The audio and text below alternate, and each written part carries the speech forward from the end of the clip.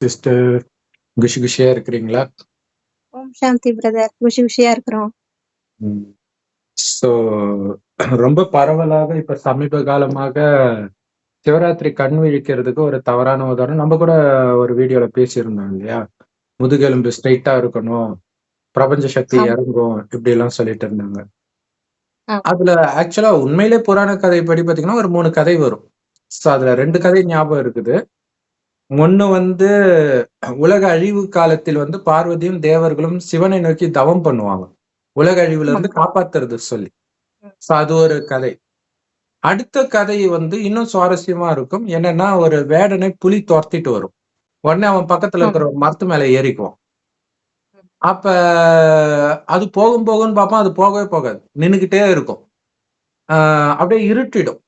ஐயோ எங்க விழுந்துருவோமோன்னு பயந்துட்டு என்ன பண்றான், அந்த ஏதாவது தூக்கம் வராம இருக்கிறதுக்கு ஏதோ ஒண்ணு பண்ணணும்னுவாங்க இல்லையா? சோ அதனால அந்த இலைய பறிச்சு பறிச்சு போட்டுக்கிட்டே இருக்கிறான். அப்படியே விடிஞ்சிருச்சு. புலி போயிடுச்சு, இறங்கி வரான். ஆனா அவன் பறிச்சு போட்டது வில்வ இலை. அவன் ஏறினது வில்வ மரம். கீழே சிவலிங்கம் இருந்திருக்குது. அது அவனுக்கு தெரியாது. அப்படி தெரியாம அவன் பண்ணதுக்கே அடுத்த ஜென்மத்துல அவன் ராஜாவா பிறக்கிறான். சோ வேடன் எங்க, ராஜா எங்க? ஆனா இது வந்து அவ்வளவு கரெக்டா ஆன்மீக ரகசியம் பொருந்தது. இந்த கதையை பத்தியே தொடாம ஆளாளுக்கு சிவராத்திரிக்கு நாங்க கண்ணு விழிக்கிறோம். ஏன்னா ஈஷா யோகா ஃபேமஸ் ஆயிடுச்சு இல்லையா? அதை வச்சு அதனால இவங்களும் ஏதாவது ஒரு உண்மையான கதையை சொல்லிட்டு பண்ணாலும் பரவாயில்ல. அவருதான் அந்த மாதிரி சயின்டிபிக்கா மேல இருந்து அந்த எனர்ஜி வருது. உடனே எல்லாரும் அப்படியே புடிச்சுக்கிட்டாங்க. அவ்வளவுதான். ஏன்னா இந்து மதம் அனைத்தையும் அரவணைக்குமா? சோ அப்ப அரவணைக்கணும். அப்ப இதுக்கு முன்னாடி உள்ள கதைக்கெல்லாம் என்னதான் அர்த்தம் அப்ப இல்லையா?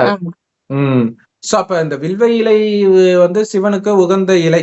அது எல்லாருக்குமே தெரிஞ்ச விஷயம்.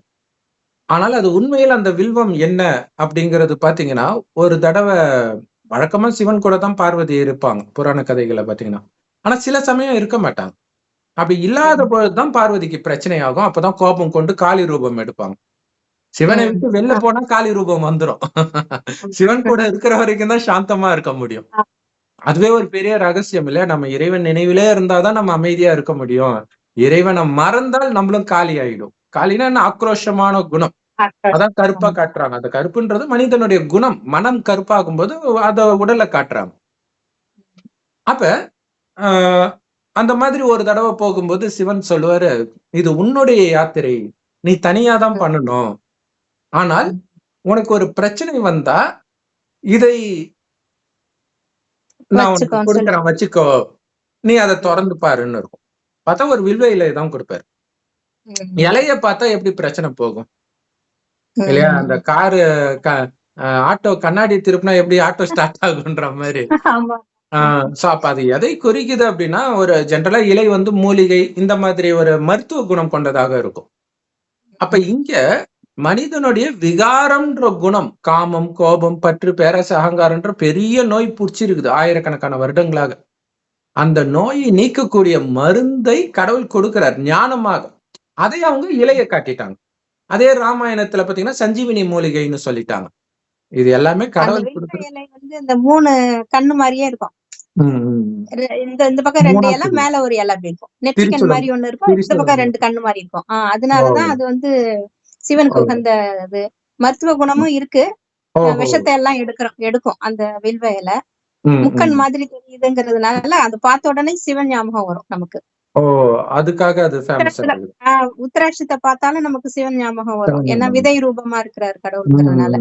அதே மாதிரிதான் வில்வ இலைய பார்த்தாலும் சிவன் ஞாபகம் வரும். அதுக்குதான் அந்த இலைய ஒரு இலைய பறிச்சு போட்டாலும் போதும் அப்படிம்பாங்க. சிவனுக்கு வேற ஒண்ணுமே எதிர்பார்க்க மாட்டாரு.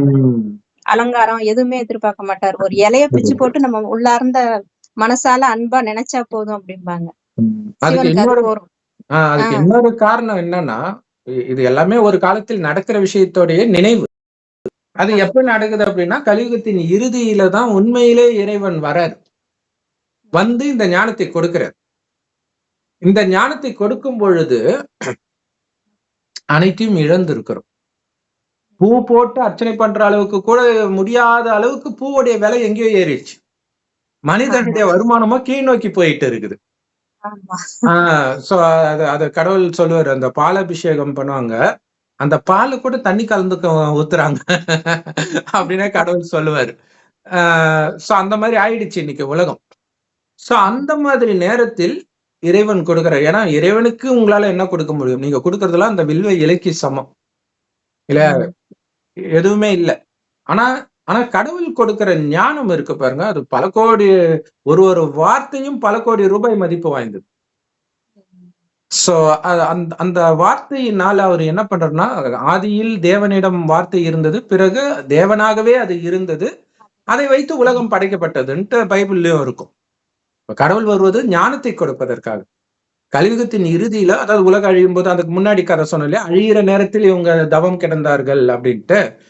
ஆனால் உண்மையிலே இந்த தவத்தை கத்துக் கொடுக்கறதே சிவன் தான். சிவன் வந்துதான் இதை கத்துக் கொடுக்கிற. உலகம் அழியறதுல இருந்து காப்பாற்ற கிடையாது. ஏன்னா அது நிச்சயிக்கப்பட்டது. எப்படி உடல் ஒரு குறிப்பிட்ட டைமுக்கு அப்புறம் அழிந்தே ஆகணுமோ, மரணம் வந்தே ஆகணுமோ, அதே மாதிரி இந்த உலகத்துக்கும் ஒரு ஆயுள் இருக்குது. ஆனால் உலகம், அதாவது உடல் அழிந்தாலும் ஆத்மா அழியாது. அது இன்னொரு உடம்பை எடுக்க போகுது. ஆனா உலகமே அழிந்தாலும் அது எந்த உடம்பு போய் எடுக்கும்? அப்ப அந்த ஆத்மா எங்க போகும்? அந்த ரகசியத்தை சொல்றார். நான் எங்கிருந்து வந்தேனோ அங்க நீங்க வந்துடுவீங்க. உங்களை அழிச்சிட்டு போறதுக்கு தான் நான் வந்திருக்கிறேன்.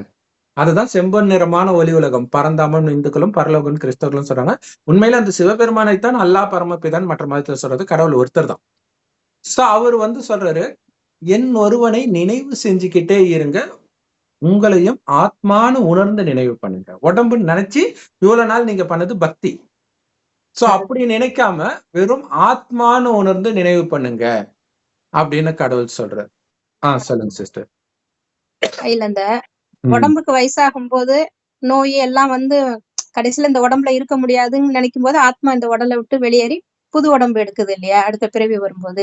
அது மாதிரி இந்த உலகத்துக்கே வயசாகி உலகம் அழியக்கூடிய நிலைமையில பலவிதமான நோய்கள் மாதிரிதான் இப்ப எல்லாம் நடக்குது இல்லையா. அங்கங்க இயற்கை சீற்றமும் நடக்குது, மனுஷங்களோட மனசும் கெட்டு போய் யுத்தங்கள் நடக்குது, என்னென்னமோ வேலை எல்லாம் செய்யறான், வேண்டாத விகார வேலைகள்லாம் செய்யறான். அந்த அளவு முத்தி போகும்போது இந்த உலகம் நம்ம வாழ்றதுக்கு வசதி தகுதியான உலகமா இல்லாம போயிடுது. அப்ப இத புதுப்பிச்சு நம்ம ஆத்மாக்களை நம்ம பரந்தாமத்துக்கு கொண்டு போயிட்டு இந்த உலகம் புதுப்பிச்சதுக்கு அப்புறம் நம்ம பிறவி எடுக்கிறோம். சோ அதுதான் நம்முடைய வீடுன்ற. ஏன்னா அப்பா அம்மா கூட இருக்கிற இடம் தானே வீடு. சோ நம்முடைய அப்பா கடவுள், அவரு இருக்கிற இடத்துக்கு போற வழியை மறந்துட்டோம். ஏன்னா அங்கிருந்து 5000 வருஷம் ஆயிடுச்சு. இப்ப யாரும் எந்த குருமாரும் அழைச்சிட்டு போக முடியாது. ஏன்னா யாருக்கும் தெரியாது கடவுளை. அதனாலதான் அவர் எங்கும் நிறைந்தவர் அப்படி இப்படின்னு என்னென்னமோ சொல்லிட்டு இருக்கிறாங்க. ஜோதியா கலந்துட்டாரு, கடவுளை பத்தியே தெரியாது. அப்புறம் எப்படி ஒரு கலந்தாரு? அவர் என்ன ஜோதியா இருந்தாரு, எங்க இருந்தாரு? ஒரு ஆத்மா இன்னொரு ஆத்மாவோட கலந்துட முடியுமா? ஆத்மா வெட்ட முடியாது, எரிக்க முடியாது, நினைக்க முடியாதுன்னு சொன்னது தப்பாயிடுமே. அப்ப கீதா சாரமே அதுதானே. அதுதான் இந்து மதத்துடைய வேதமே. இன்னும் கேட்டீங்கன்னா உலகத்தின் முதல் வேதம், அனைத்து வேதங்களின் தாயே அதுதான். சோ அப்ப அந்த ஆத்மாவிற்கு ஒரு இடம் இருக்குது. அங்கதான் பரமாத்மா சிவன் எப்பவுமே இருக்கிறார். அதனாலதான் அவரை பரமாத்மான்றோம். பரந்தாமத்துல இருக்கனால பரமாத்மான்றோம். சோ நாம முதலாக இங்க வரும்போது இந்த பூமி சொர்க்கமாக இருக்கும். அங்க எந்த விதமான பாவ குணமும் இருக்க, காமம், கோபம், பற்று, பேராசை, அகங்காரம்னா என்னன்னே தெரியாது.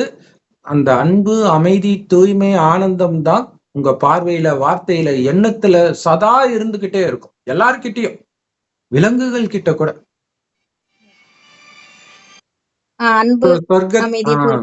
கரெக்ட். சொர்க்கத்துல நாம அன்பாக அமைதியாக இருக்கிறதுனால அனைத்து ஜீவராசிகளும் அப்படிதான் இருக்கும், பஞ்ச தத்துவமும் அப்படிதான் இருக்கும். அதனால இயற்கை சீற்றம், கொடுமையான வெயில், குளிர் எதுவும் இருக்க, சதா காலமும் வசந்த காலம். இயற்கை அவ்வளவு ஃபர்ஸ்ட் கிளாஸா இருக்கும். அங்க இருக்கக்கூடிய அந்த உணவுகள் எல்லாமே இங்க இருக்கிறத விட 1000 மடங்கு சுவை மிகுந்ததாகவும், மலர்களின் நறுமணமும் இங்க இருக்கிறத விட 1000 மடங்கு நறுமணம் மிக்கதாகவும் இருக்கும். இப்ப அதே மாதிரி மனிதர்களும் அவ்வளவு அழகாக, அறிவாளிகளாக, தெய்வீக குணம் கொண்டவர்களாக, அப்படியே மென்மையா இருக்கும் அவங்களுடைய குணம். இன்னைக்கு ஒருத்தர்கிட்ட பேசக்கூட பயமா இருக்குது இல்லையா, வார்த்தை ஒண்ணு அந்த மாதிரி இருக்குது. அப்படி அதனாலதான் அவங்களை கோயில் கட்டி கும்பிடுறோம், அந்த சொர்க்கத்தில் வாழ்ந்தவர்களை. ஆனா அப்படி வாழ்ந்ததே நாம தான்ற ரகசியத்தை கடைசியில சொல்றேன். ஏன் இப்படி ஆயிட்டோம், அனைத்தையும் இழந்துட்டோம் அப்படின்னா இறைவன் சொல்றாரு, சொர்க்கத்துல ஆத்மான்ற உணர்வுல இருந்தீங்க, உடலை இயக்குறது நான், உடல் நான் கிடையாது. கண்ணு மூலியமா பாக்குறது நான், கண்ணு நான் கிடையாது. வாய் வழியா பேச வைக்கிறது நான், வாயை பேச வைக்கிறது நான், காது மூலமாக கேட்க வைக்கிறது நான், அனைத்தையும் செய்ய வைப்பவன் நான் என்ற உணர்வுலே இருந்தீங்க. ஒருவரை ஒருவர் ஆத்மான்னு அந்த புருவ மத்தியே பார்த்துக்கிட்டு இருந்தோம். சோ அதனால இயல்பாகவே அந்த ஆனந்தம் இருக்கும். ஏன்னா ஆத்மாவுடைய உண்மையான குணம் அது. அதனால ஆனந்தத்தை வெளியில தேடல, இயற்கை அழகிலோ இல்ல எதுலையுமே தேடல. அதனால அவ்வளவு பரிசுத்தமா இருந்தோம், கடவுளுக்கு சமமாக. ஆனா கடவுள் கிடையாது, நம்ம கடவுளுக்கு சமமாக இருந்தோம், தேவதைகள். அப்படி இருந்த நாம 2500 வருஷம் கழிச்சு என்ன ஆயிடுது, கொஞ்சம் கொஞ்சமா உடம்புன்னு நினைக்க ஆரம்பிச்சிடுறோம், வெளி உலகத்துல மயங்க ஆரம்பிச்சிடுறோம். அப்பதான் புலன் இன்பத்துக்கு அடிமையாகிறோம், காம கோபம் பற்று பேராசை அகங்காரத்துக்கு அடிமையாகிறோம். இதன் வசப்பட்டு நாம எடுக்கிற முடிவுகள் அனைத்தும் பாவமாக இருக்கும். சோ அந்த பாவங்கள் அதிகமாக அதிகமாக இயற்கை சீற்றங்கள் அதிகமாகும், நம்மளுடைய அழகு குறையும், ஆரோக்கியம் குறையும், செல்வம் குறையும், குணங்களும் குறையும். சோ இப்ப அனைத்தையும் இழந்து நாம எந்த நிலைமையில இருக்கிறோம் அப்படின்னா, அந்த வேடன் நிலைமையில இருக்கிறோம் இல்லையா? வேடனுக்கு அந்த உணவு கிடைக்காதனால கடைசியில அந்த நிலையும் வந்துடும் எல்லோருக்கும். விளைச்சல் கிடையாது, எதுவும் கிடையாது, மனுஷன் அடிச்சு சாப்பிடுறது, கிடைக்கிற எதை வேணாலும் சாப்பிடுறது. ஒரு டைம்ல எங்க அப்பா அம்மா சொல்லுவாங்க, சின்ன வயசுல ஏதோ ஒரு டைம்ல பயங்கர வெள்ளம் வந்துதான், தொடர்ந்து மழை பெஞ்சுக்கிட்டே இருந்துச்சான். அப்ப பாத்தீங்கன்னா இந்த தவளை, எலி வீட்டுக்குள்ள எது வந்தாலும் அடிச்சு சாப்பிட்டுட்டு இருந்தாங்களாம் உயிர் வாழறதுக்கு, வேற வழி இல்லாம. சோ அந்த மாதிரி நிலை இது அந்த நிலையை நோக்கி போயிட்டு இருக்குது உலகம். சோ அப்படி இருக்கிற நமக்கு அனைத்தையும் இழந்துட்டோம். இழந்ததுனால தானே அந்த நிலை. இயற்கையும் பலன் கொடுக்கல, ஏன்னா நம்ம குணத்துக்கு ஏற்ப அதுவும் மாறிடுச்சு. இது இல்லாம மரண பயம், பீதி, அதுதான் அங்க புலிக்கு பயந்துட்டு மேலேயே இருக்கிறான் பாருங்க, எந்த நேரமும் பயம். இப்ப இறைவன் சொல்றாரு, உங்களுடைய எதிரியர் வெளியில கிடையாது, உங்களுக்குள்ள இருக்கக்கூடிய அந்த 5 விகாரங்கள், இதுதான் அந்த புலின்றது. அது நீங்க இந்த மண்ணுக்கு வந்துட்டீங்கன்னா புடிச்சிடும். அதாவது மண்ணுன்றது தேக உணர்வு, உடம்பு மண்ணுன்னுவாங்க இல்லையா? உணர்வுக்கே வராதிங்க, விலகி ஆத்ம உணர்வுலே இருங்க. அதுக்கான சக்தி எப்படி கிடைக்கும்? பரமாத்மா நினைவிலே இருக்கிறதன் மூலமாகவும், அவர் கொடுக்கிற ஞானத்தை சிந்தனை செஞ்சுக்கிட்டே இருக்கிறதன் மூலமாகவும், ஞானத்தை அவர் கூட பேசுங்க, அவர் கூட பேசுறத நீங்க கேளுங்க, அவரோட அனைத்து உறவுகளும். இதுதான் அர்ச்சனை பண்றது. அந்த வில்வ இலையில அர்ச்சனைன்றது இறைவனுடைய ஞானத்தினால அவருக்கும் நமக்கும் நடக்கல உரையாடல். இதுல நீங்க பிஸியாகவே இருந்தீங்க ஒரு வினாடி விடாம அப்படின்னா, கொஞ்சம் கொஞ்சமாக அந்த உடல் உணர்வையே மறந்துடுவீங்க, ஆத்மான்ற உணர்வுலயே இருப்பீங்க. அந்த உடல் உணர்வுக்கு வந்துருச்சுன்னா காமம் வந்துடும், கோபம் வந்துடும், பற்று, பேராசை, சுயநலம், வீண் எண்ணம் எல்லாமே வந்துடும். இதுல காப்பாத்துறதுக்கு தான் கடவுள் வர. அதற்கு அவர் கற்றுக் கொடுக்கிற அந்த தியானம் தான் இது. அந்த வில்வ இலை போடுறதா அது பக்தியில அது ஒரு சடங்கா மாறிடுச்சு. ஆனா நிஜத்தில் நடப்பது என்னன்னா, இறைவனின் நினைவிலும் இறைவனின் மகிமை பாடுவதிலும், ஏன்னா சொர்க்கத்தின் அதிபதியா இருந்தன்றதே மறந்து இருக்கும்போது, ஒரு பிச்சைக்கார நிலையில இருக்கும்போது, நீ அப்படி இருந்தேன்னு சொன்னது மட்டும் இல்ல, மீண்டும் அப்படி ஆக போற, நான் சொல்றதை மட்டும் செய்யி, தூங்கிடாத. ஏன்னா இறைவன் வருவது கலியுக இருளி, கலியுகன்ற இருள், அந்த நைட்டு கிடையாது. அதனாலதான் சிவராத்திரின்னு அவருடைய பிறந்த நாளை கொண்டாடுறாங்க. எழுப்புறாரு, ஆத்மா உணர்வை எழுப்புறாரு நம்ம கிட்ட. ஆத்மா தூங்கிட்டு இருக்குது கும்பகர்ணன் மாதிரி. 6 மாசம் தூங்கும், 6 மாசம் எழுந்திரிக்கிறான்றது உண்மையில இது ஒரு கல்பம், 5000 வருஷத்தை அரை கல்பம் ஆத்மா மூழ்ச்சிட்டு இருக்குது. ஆத்மான்ற உணர்வுல அரை கல்பம் தூங்கிடுது, ஆத்மான்றத மறந்து. அதை எழுப்பி இந்த 3வது கண்ணு மூடவே மூடாதன்ற ஞானம்ன்ற 3வது கண் மூலமா புரிஞ்சுக்கிறோம் ஆத்மான்ட்டு. ஒருவர் ஆத்மான்னு புரிஞ்சுக்கிறோம். அது எல்லாத்துக்கும் மேல இறைவன் நினைவிலே இருக்கணும். ஆனா இது எதேச்சியா பண்றது கிடையாது. அது பக்தியில அவனுக்கே தெரியாம பண்ணதுக்கே அவ்வளவு மகிமை, அதனால இவங்க கண்ணு முழிக்கிறாங்க. அதே மாதிரி சத்யநாராயணன் கதை கூட தெரியாம பண்ணதுக்கே அவ்வளவு மகிமை, இப்படி எல்லாம் சொல்லுவாங்க. சத்யநாராயணன் கதையா இருந்தாலும் சரி, இந்த வில்வ மரத்து கதையா இருந்தாலும் சரி, 3வது கண் திறக்கிற கதையா இருந்தாலும் சரி, எல்லாமே இந்த விஷயம்தான். 3வது கண் மூடிடுச்சு, இப்ப திறக்க வைக்கிறார். இதன் மூலம் காமத்தை வெல்ல வைக்கிறார். ஏன்னா இருக்கல மிகப்பெரிய உடல் உணர்வு அதுதான். அதையே வெல்வதன் மூலம் உலக ராஜ்யத்தை அடையிறோம். இப்ப வேடனா இருப்பவர்கள் உலக ராஜ்யத்தை அடையிறோம், ஸ்ரீ நாராயணனா ஆகிறோம். சோ இதுதான் அந்த கதையுடைய உண்மையான விளக்கம். ரொம்ப சிம்பிள். இந்த கதையுடைய விளக்கம் அவங்களுக்கு தெரியாது. ஒருவேளை தெரிந்தாலும் அவங்க சொல்லுவாங்கன்னு நினைக்கிறீங்களா? இந்த வீடியோ பாக்குறாங்கன்னு வச்சுக்கோங்களேன், சொல்லுவாங்களா வெளியில? சொன்னா அவங்க எப்படி ஃபங்க்ஷன் பண்ண முடியும்? அதை வச்சுதானே ஃபேமஸே ஆகுறாங்க. கண்ணு முழிக்கிறதுன்ட்டு. சோ இந்த கண்ணு முழிக்கிறதுனால ஏகாதசி அப்பயோ சிவராத்திரி அப்பயோ எதுவும் ஆக போறது கிடையாது. சோ ஏகாதசியுமே இதேதான் இல்ல, விஷ்ணு ஆகுறதுக்காக நான் விஷ்ணுவாக ஆகிட்டு இருக்கிறேன்ற நினைவுல இருக்கிறது. அதுவும் அங்க மெயினா சொர்க்கவாசல் திறப்புதான். அன்னைக்கு விரதம் இருக்கணும்னு சொல்லுவாங்க. பியூரா டிஃபன் தான் சாப்பிடணும், சாதம் கூட எடுத்துக்க கூடாது, ரொம்ப தூய்மையா இருக்கணும் அன்னைக்கு. அது வந்து கடைசி நேரத்துல நம்ம தூய்மையா இருக்கணும்னு சொல்றதுதான். காமம், கோபம், பற்று, பேராசை, அகங்காரத்தை புத்தியினால கூட சுவைக்க கூடாதுன்ற அர்த்தத்தை அவங்க அந்த உணவு, அதுவும் ஒரு நாள் மட்டும், ஒரு நைட்டு மட்டும் கண்ணு விழிக்கிறாங்க. எதுக்காக கண்ணு விழிக்கிறாங்க?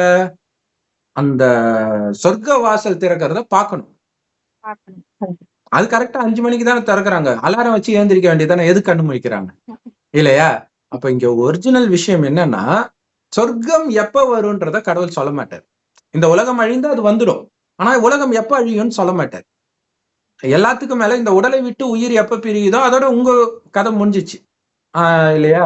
இவ்வளவுதான் முயற்சி, இந்த உடம்புல இருக்கிற வரைக்கும் தான் முயற்சி பண்ண முடியும். அந்த உடலை விடும் பொழுது இறைவன் நினைவிலும் ஆத்மான்ற உணர்விலும் மட்டும் நீங்க இருந்தீங்கன்னா வேற எந்த நினைவும் இருக்காது. வேற எந்த நினைவும் இல்லைன்னா இங்க பிறக்க மாட்டீங்க. தெரியாது, வலி, அவஸ்தை, துக்கம் எதுவுமே நம்ம அனுபவம் பண்ண மாட்டோம். இறைவன் நிலையில இருக்கும்போது அந்த அழிவு, நம்ம உடம்புல இருந்து உயிர் போறது எதுவுமே நமக்கு கஷ்டமா தெரியாது. அதனாலதான் அவர் நினைவுல இருங்கன்னு சொல்றது. வேடனும் அப்படித்தானே, அந்த பயம் தெரியாம இருக்கிறதுக்கு தானே முழிச்சிட்டு இருக்கணும் அப்படின்னு இலையை எடுத்து கீழே போட்டுட்டு இருப்போம். சூப்பரான பாயிண்ட் ஞாபகப்படுத்தினீங்க சிஸ்டர். இதே விஷயம் பைபிள்ல இயேசுவை சிலுவையில அறையிறதுக்கு முன்னாடி நாள் அவரும் கண் முழிச்சிட்டு இருப்பார். கண் விழித்து ஜபம் பண்ணுங்கள், எனக்காக ஜபம் பண்ணுங்கள்ன்ற கடவுள் சொல்றது. எனக்காக இல்லப்பா, உனக்காக பண்ணு, ஜபம் பண்ணல, என்னை நினைவு செய்.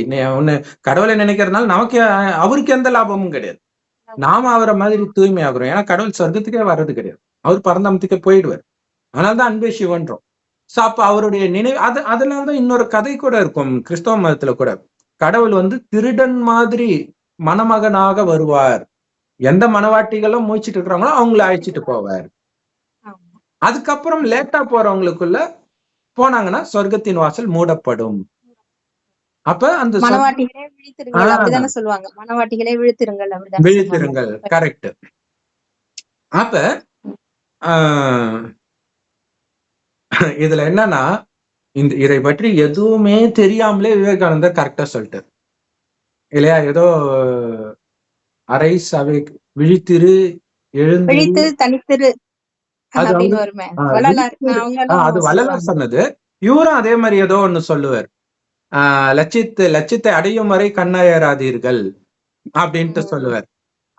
இங்கிலீஷ்ல ஞாபகம் இருக்கு, arise awake, stop not till the goal is ரீச்டுன்னு வரும். இலக்கை அடையும் வரை நிக்காதீங்க அப்படின்ட்டு.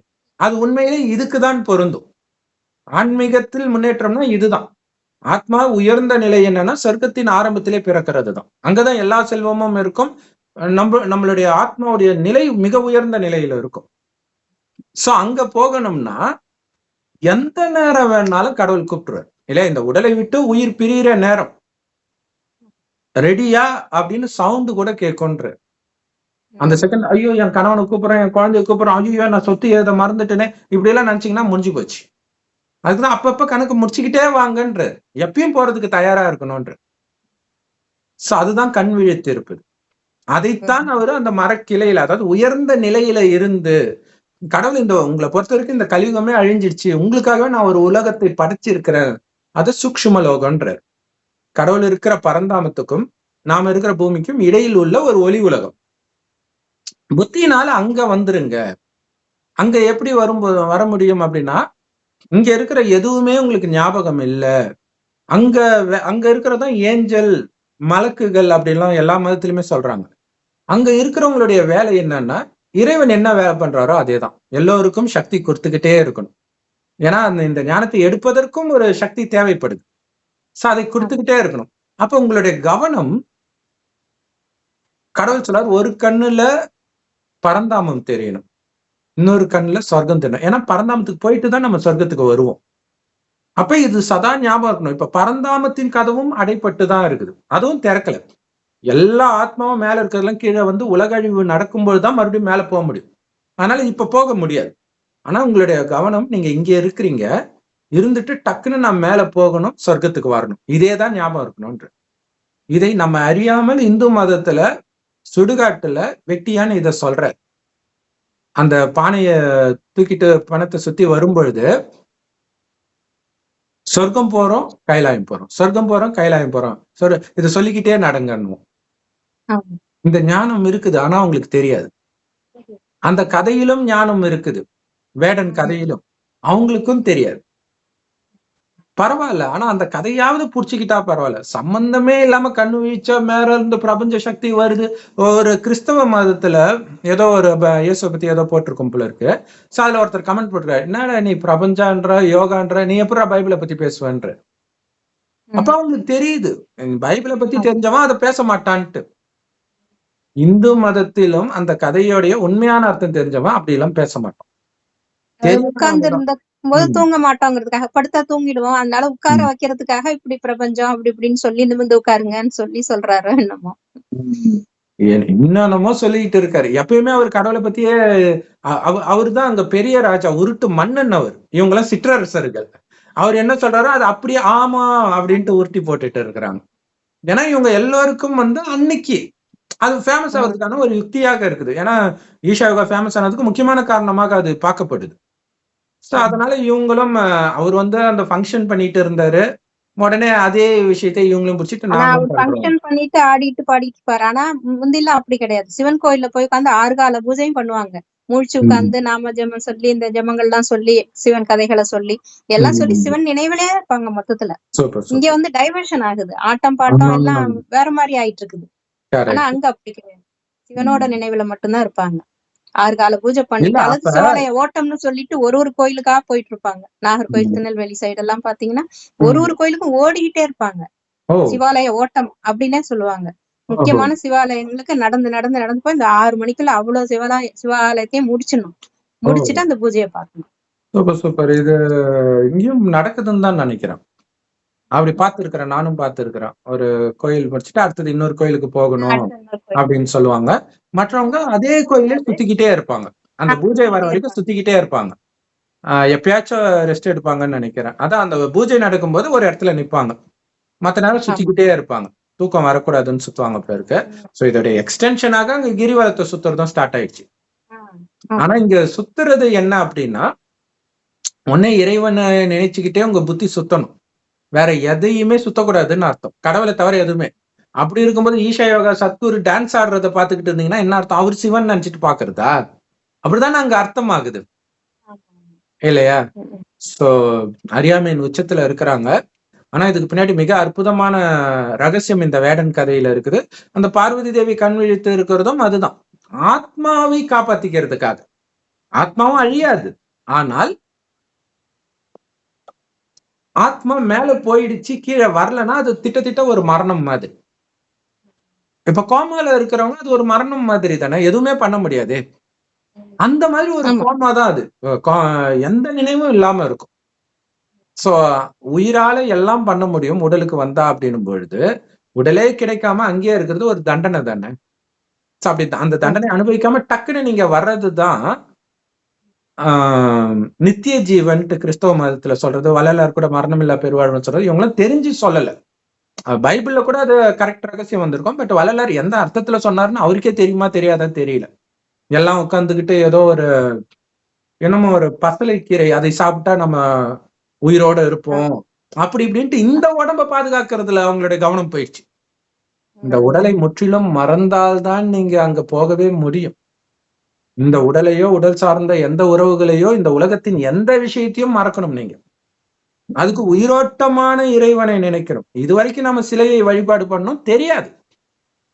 உயிரோட்டமா வந்த பிறகு சிலை எதற்கு இல்லையா? உயிரோட்டமா செம்பு நிறமான ஒளி உலகத்துல நான் நட்சத்திரம் மாதிரி இருக்கிறேன், நீங்களும் ஆத்மா உடம்பு கிடையாதுன்னு புரிஞ்சு என்ன நினைவு பண்ணிக்கிட்டே இருங்கன்ற.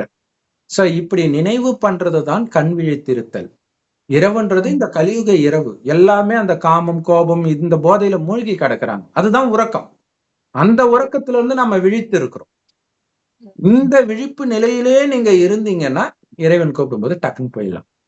இல்லாட்டினா இங்க இருக்கக்கூடிய விஷயங்கள் கண்டிப்பா இப்ப நாளுக்கு நாள் பிரச்சனை எல்லாம் வரும். ஐயோ என் குழந்தை என் கண்ணு முன்னாடி இறக்குதே, என் மனைவி இறக்குறாள், இப்படி எல்லாம் நீங்க நினைச்சீங்கன்னா கடவுளை நினைக்க முடியாது. என்னுடையவர் கடவுள் மட்டுமே. இப்போதைக்கு பக்கத்துல அவங்கள பாத்துக்க, இப்ப ஒரு இயற்கை பேரிடர் இருக்கும்போது அவங்கவுங்க ஹெல்ப் பண்றாங்கல்ல, அந்த மாதிரிதான் இருக்கணுமே தவிர என்னுடையவர்கள்ன்ற உணர்வு உங்களை ஃபெயில் ஆக்கி விட்டுரும்.